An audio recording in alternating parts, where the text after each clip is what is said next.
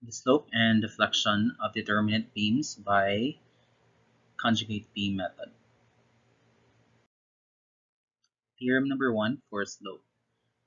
The slope of a certain point in the real beam is equal to the shear of that point in the conjugate beam. So whenever we're trying to solve for a slope for the real beam system, so all we have to do is get the shear value at that certain point in the conjugate beam. And for the deflection, theorem number 2, the deflection of a certain point in the real beam is equal to the moment of that point in the conjugate beam. So again, if deflection is asked in the real beam system, all you have to do is get the moment value of that certain point in the conjugate beam.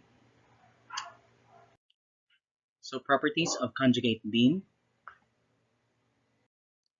Number 1, the length of the conjugate beam is always equal to the length of the actual beam. So if we have a 6-meter length on the actual beam, then in the conjugate beam, it would still be the same, 6 meters. Number 2, the load on the conjugate beam is the moment diagram by parts of the loads of the actual beam. So in the actual beam, we're going to draw the moment by parts because we're going to load it to the conjugate beam, and the unit will now be in moment. So moment is kilonewtons meter over EI. Number 3, a simple support for the real beam remains simple for the conjugate beam.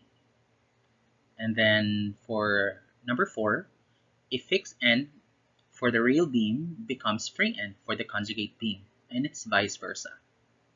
Number 5, the fixed point of zero shear for a conjugate beam corresponds to a point of zero slope for the real beam. Of course, if slope is 0 in the real beam, then somehow it is zero shear in the conjugate beam. Number 6, the point of maximum moment for the conjugate beam corresponds to a maximum point of deflection, or maximum deflection for the real beam. Of course, again, the value of the deflection in the real beam is just equal to the moment of the conjugate beam. Here are the supports of conjugate beam for real beam support and conjugate. So for example, if we have a hinge support in the conjugate beam, it will become, or it would still be the same hinge support. And for the real beam system of a roller support, then in the conjugate, it would still be a roller support. For a fixed end of the real beam system, it will become a free end in the conjugate beam. And vice versa. If from the real beam is a free end, then in the conjugate beam, it will become a fixed support. Then for interior support, it will become an internal support. And then for an internal hinge in the real beam system, it will become an interior support, or vice versa. So steps of the analysis. Number 1, assign a letter to every change of loading and support. For example, this one. So I'll place point A, B, C, and D. I know you're already familiar with this process. And then number 2, solve the magnitude of the reactions of the real beam. So if there are distributed loads, like for example, a triangular load or rectangular load, you get the resultant. And for example, you have this resultant 30 times 3. Then now proceed in solving the reactions RA and RD. And I have pre-calculated the values RA 55 and RD 70. This time, we're going to draw the moment by parts at the most convenient point and or at the point where deflection is asked. So it's really all up to you. So in this case, I'm gonna choose point C since it is one of the convenient points.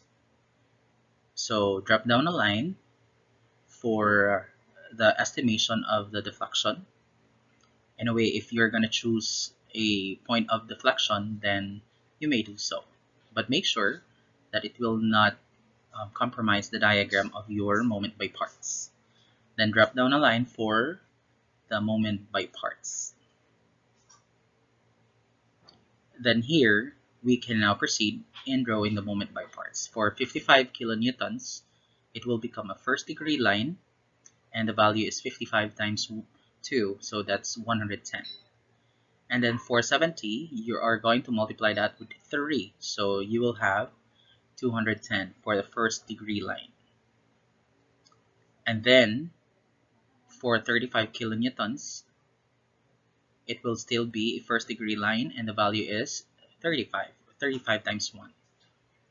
And for this moment of 90 kilonewtons, so this is the resultant of a uniform distribution, so it will become a second degree line, and the value is 1/2 of the 3, which is 1.5 times 90, so it's 135. So steps of the analysis number 4. Draw the conjugate beam and evaluate the supports. So we still have the same length of the conjugate beam from the real beam. Rule number 1. So next, we're going to evaluate the supports and the letters that we have labeled for each point. For example, these are points A, B, C, and D. And then instead of A, B, C, and D, it will become A prime, B prime, C prime, and D prime, just to denote that this is different beam from the real beam. And then we're going to evaluate the supports here. Remember, from the previous real beam, we have a hinge support here. So it will become, or it would still be the same, hinge. And then from the real beam on this side, it was a roller support, so it would still be a roller support.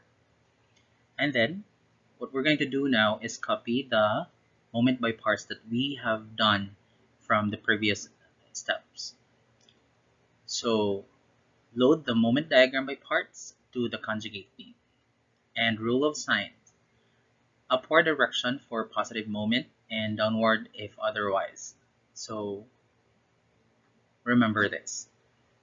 So you have now the 110 kilonewtons meter over EI, since it was said in rule number 2 that the load in the conjugate beam is in moment by parts but over EI. So it's 110 from the real beam.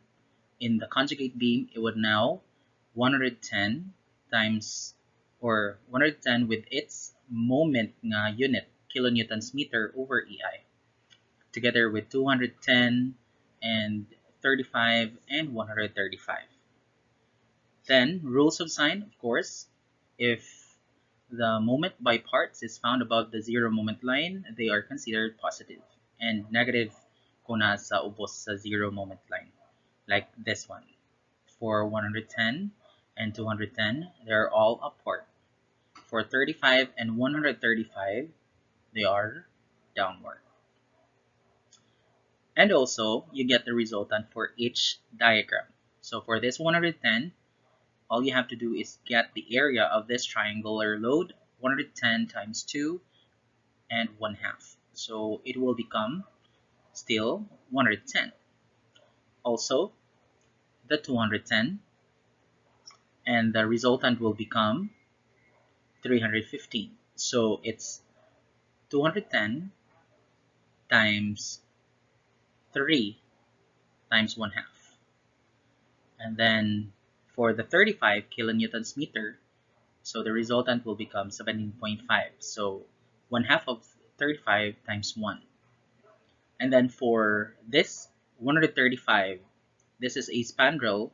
So the area of a spandrel is base times height over n plus 1. So n is second degree. So base is 3, height is 135, and then n is 2 over n plus 1, right? So it would still be 135. So it's 3 times 135 divided by 2 plus 1, which is 3. And then we're going to solve for the magnitude of the reactions of the conjugate beam.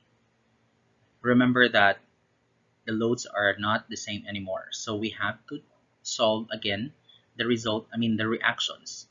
This time it's now RA prime and RD prime.